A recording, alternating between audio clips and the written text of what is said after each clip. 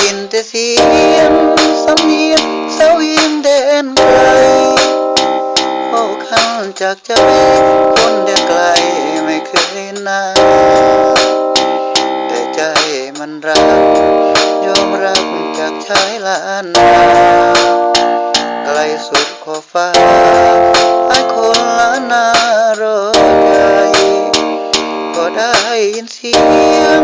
สำเนียงเสาเวียงทุกวันโทรศัพท์ดังลั่นไม่อั้นเรื่องค่าใช้จ่ายหยุดพักรับสาย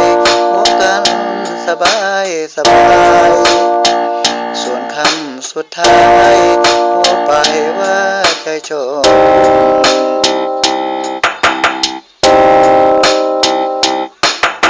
ไกลคนลำฝากฟ้า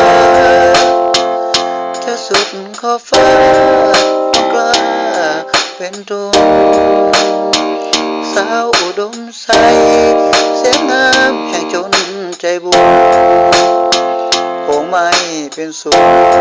หมุนเวียนเปลี่ยนใจเปลี่ยนวันก็ได้ยินเสียงก็ได้ยินหน้าถึงต่างภาษาต่างเวลาเขาไม่ต่างกันโอ้ลมหวนที่นูนชวนว่ากันทุกวันสองเฮาห่างกันต้องสักวันได้เจอ